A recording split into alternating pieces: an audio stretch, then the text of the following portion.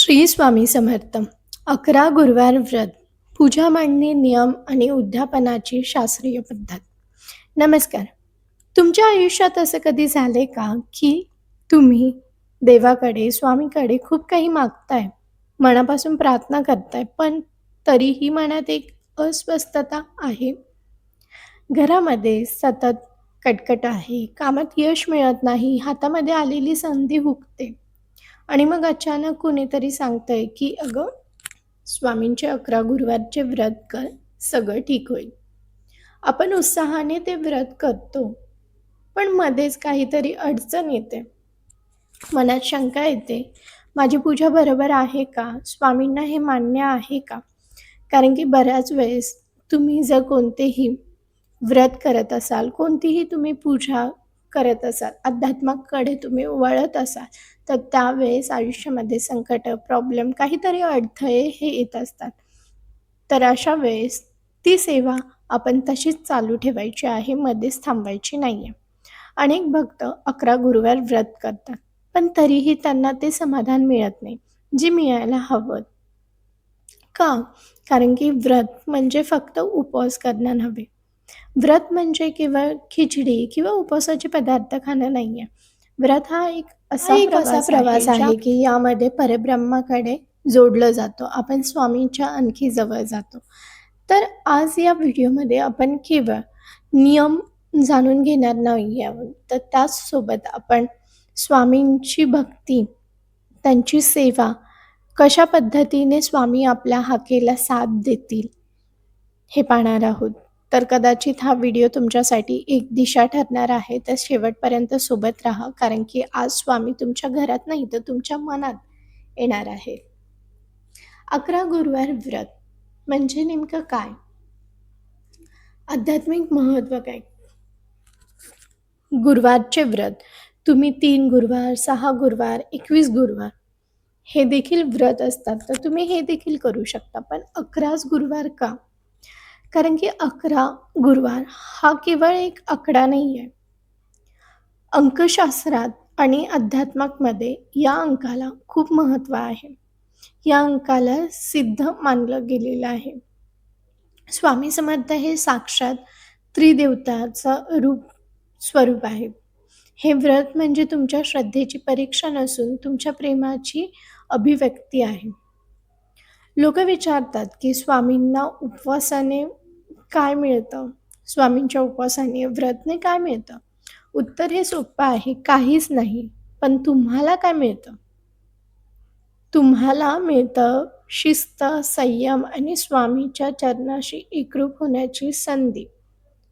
हे व्रत भीतीपोटी करू नका किंवा काहीतरी तुमचं मागणं आहे यासाठी करू नका. तर नाही केलं तरी देखील काही वाईट होत नाही. हे व्रत तुम्ही आनंदाने करा. जसं आपण आपल्या वडिलांच्या घरी जातो, तसं आपण स्वामींच्या मठामध्ये जाताना किंवा आपण स्वामींची एखादी कोणतीही सेवा करताना, ज्या पद्धतीने आपण आपल्या वडिलांची निरपेक्षपणे सेवा करतो, त्या पद्धतीने सेवा करायची आहे.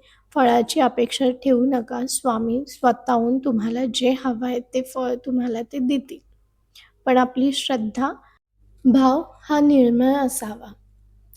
कोण हे व्रत करू शकतं? तर स्वामी. कोणा एकाचे नसून सर्वांचे आहेत. तर हे व्रत महिला, पुरुष, विवाहित, तरुण, तरुणी अगदी कोणीही हे व्रत करू शकतं. कष्टाची कामे करणारे श्रमिकही करू शकतात. अनेक महिलांना प्रश्न पडतो, की मासिक पाळी आली तर काय करायचे? तर काळजी करू नका. हा व्रत जो आहे तर त्या काळामध्ये फक्त तुम्ही वगळून पुढचे 11 गुरुवार मोजू शकता आणि तसेच पुढे कंटिन्यू करू शकता. महत्त्वाचं काय असतं, की तुमचं शरीर शुद्ध असण्यापेक्षा तुमचं मन शुद्ध असणं. स्वामींना जास्त प्रिय आहे ते. जे वृद्ध आहेत त्यांना आजारपणामुळे कडक उपवास करणं जर झेपत नसेल, तर त्यांनी देखील श्रद्धेने हे व्रत केलं तरी चालतं. स्वामींना भूक तुमच्या अन्नाची नाही आहे, तर तुमच्या भावाची आहे. त्यामुळे तुमच्या भावना या निर्मळ ठेवा.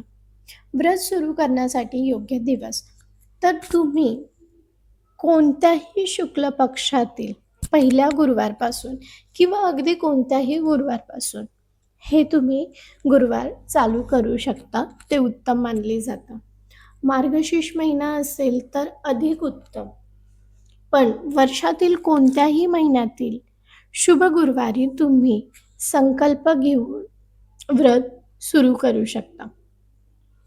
यासाठी वेळ कोणती? तर सकाळी सूर्योदयानंतरची वेळ पूजेसाठी सर्वात उत्तम आहे. कारण की त्यावेळी वातावरणात सात्विकता असते. पण जर तुम्ही नोकरी निमित्त बाहेर असाल तर पहाटे किंवा संध्याकाळी प्रदोष काळातही तुम्ही पूजा मांडू शकता. आता संकल्प कसा घ्यायचा आहे? बरेच जण जर नवीन असतील तर त्यांना माहीत नसेल तर आपल्या चॅनलवरती संकल्प घेऊन कसे व्रत करायचे आहेत किंवा संकल्प घेऊन अनुष्ठान कसं करायचं आहे त्यावरती देखील आपल्या चॅनलवरती व्हिडिओ आहे. मी तुम्हाला इथे देखील वरती मेन्शन करते, तर तुम्ही तिथे चेक करू शकता क्लिक करून. 11 गुरुवार पूजा मांडणी कशी करायची? तर पूजा मांडणी यासाठी एक चौरंग घ्या किंवा पाट घ्या. त्यावरती एक पिवळे रेशमी वस्त्र हातरा. पिवळा रंग हा गुरु तत्वाचे प्रतीक आहे, जो समृद्धी आणि ज्ञान दर्शवतो. स्वामींची मूर्ती किंवा फोटो, तुमच्याकडे जे काही स्वामींची प्रतिमा असेल तर ती तुम्ही ते चौरंगावरती मध्यभागी मांडा. स्वामींची प्रसन्न प्रतिमा असेल ती तुम्ही तिथे ठेवा. व्यवस्थित अभिषेक करा पंचामृतने. दिवा लावताना गाईच्या तुपाचा दिवा उजव्या बाजूला लावा. दिवा हा आपल्यातील अन्यायाचा अंधार दूर करतो. कलश स्थापन करा.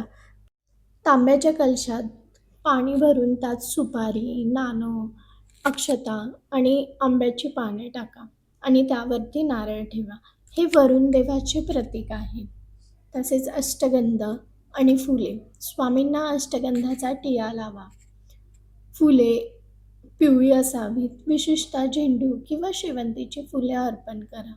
नैवेद्यामध्ये तुम्ही 2 लवंग आणि खडी साखर ठेवा. त्यासोबत जर तुम्ही घरामध्ये कोणता सात्विक नैवेद्य बनवला असेल, जेवण बनवलं असेल, ते देखील तुम्ही नैवेद्य म्हणून दाखवा. आणि स्वामींच्या फोटोसमोर सुपारी आणि विडा ठेवा. 2 विड्यांची पाने आणि त्यावरती सुपारी. पूजा करत असताना लक्षात ठेवायची गोष्ट ती म्हणजे पूजा मांडताना भाव असावा. स्वामी प्रत्यक्ष तुमच्या घरात पाहुणे म्हणून आले आहेत.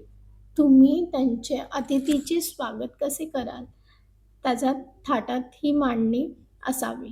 ज्या पद्धतीने आपल्या घरी एखादे पाहुणे येतात तेव्हा आपण घर व्यवस्थित करतो किंवा अतिथी देवो भव आपण जसं करतो त्या पद्धतीने तुम्ही ही मांडणी एकदम प्रसन्न राहून घरातील वातावरण एकदम सकारात्मक करून ही पूजा मांडणी करायची आहे.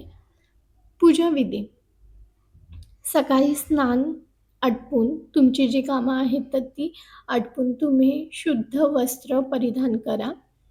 संकल्प घेण्यासाठी हातामध्ये अक्षता आणि पाणी घेऊन म्हणा की हे स्वामीराया, मी माझ्या तुमची जी काही इच्छा असेल ती तुमची इच्छा बोला. तुमचं नाव, गोत्र म्हणा आणि कोणती इच्छा तुमच्या मनात आहे. तुमच्या कोणत्या कार्यासाठी तुम्ही हा संकल्प घेऊन 11 गुरुवारचे व्रत करत आहात ते स्वामींना सांगा. त्या प्राप्तीसाठी तुम्ही हे व्रत करत आहात ते निर्विघ्नपणे पार पडू दे आणि ते पाणी खाली सोडा. संकल्प कसा करायचा आहे तो तुम्ही एकदा व्हिडिओ इन डिटेलमध्ये तुम्ही चेक करू शकता, आपल्या चॅनलवरती आहे. दुसरं म्हणजे अभिषेक आणि मानस पूजा. जर मूर्ती असेल तर दुधाने आणि पाण्याने पंचामृतने अभिषेक करा. फोटो असेल तर ओल्या कपड्याने पुसून फक्त गंध लावा. तिसरं म्हणजे मंत्रजाप. श्री स्वामी समर्थ नाम किमान हा मंत्र तुम्ही 108 वेळा तरी म्हणा. जर शक्य असेल तर 11 माळाही देखील तुम्ही करू शकता. हा जप करताना डोळे मिटून स्वामींचे स्वरूप आठवा. चौथा, नियम स्वामी चरित्र सारामृत या ग्रंथाचे वाचन करा. जर वेळ कमी असेल तर तुम्ही 1-2 अध्याय वाचले तरी देखील चालेल. नित्यसेवेमध्ये जर तुम्ही नेहमीचे 3 अध्याय वाचत असाल तसे देखील वाचा आणि 21 अध्याय देखील तुम्ही एका दिवशीय पारायण करू शकता. आरती शेवटी मनोभावे आरती करा आणि साष्टांग नमस्कार घाला. व्रताचे कठोर पण प्रेमळ नियम. इथेच अनेक गडबड होते की नियम म्हणजे स्वतःवरती घातलेले बंधन नाही आहेत, तर ती एक शिस्तच आहे. तर सात्विकता या काळामध्ये मांसाहार, कांदा, लसूण हे पूर्णपणे टाळावे. वाचन करत असताना सिद्धी म्हणजे कोणाबद्दलही काहीही वाईट बोलू नका, कोणाशीही वाद घालू नका. जर कोणाचं मन दुखून पूजा करत असेल तर ती स्वामीपर्यंत पोचणारच नाही. त्यामुळे कोणाशीही वादविवाद करू नका. ब्रह्मचर्याचे पालन करा. मनातून आणि शरीराने या काळामध्ये पवित्र असावा. व्यसनमुक्ती बिडी, सिगरेट किंवा कोणतंही जर तुम्हाला व्यसन असेल तर ते या काळामध्ये करू नका. नकारात्मकता घरात आनंदी वातावरण ठेवा. स्वामी समर्थ नामाचा जप हा सतत चालू राहू द्या. उपवास हा कसा करावा? अनेकांना प्रश्न असतो, तर अनेकांना वाटतं की दिवसभर उपाशी राहिलं स्वामी प्रसन्न होतात, तर तसं नाही आहे. जर वर्किंग वुमन्स असतील तर त्यांच्यासाठी पूर्ण दिवस उपवास करणं हे शक्य नाही आहे धावपळीच्या जीवनामध्ये. तर तुम्ही सकाळी फलाहार करून कामावरती जाऊ शकता ऑफिसला आणि रात्रीची पूजा झाल्यावरती सात्विक जेवण जेवू शकता. पूर्ण उपवास जे शक्य आहे त्यांनी दूध, फळे यावरती राहावं.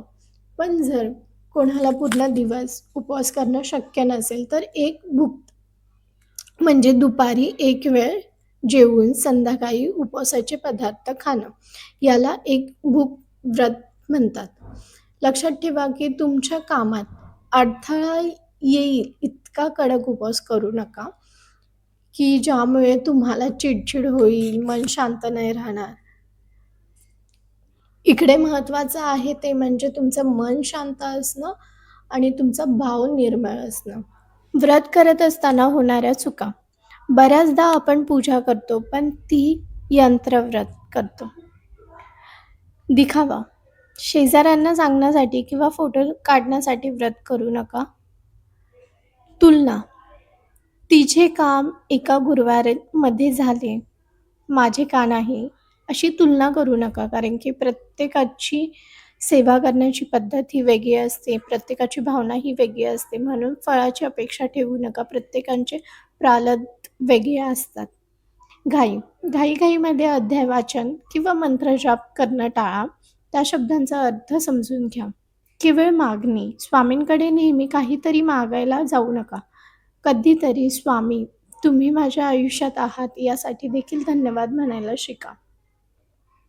जेव्हा तुम्ही श्रद्धेने व्रत करतात तेव्हा तुम्हाला काही अनुभव येऊ शकतात.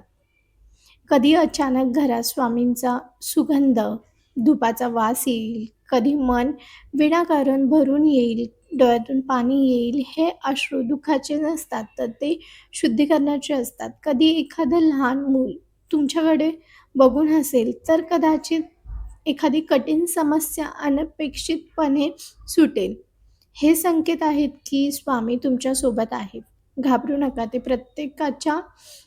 प्रत्येक पावलावरती तुमच्यावरती लक्ष ठेवून आहेत. 11 गुरुवार व्रत आणि उद्यापन विधी.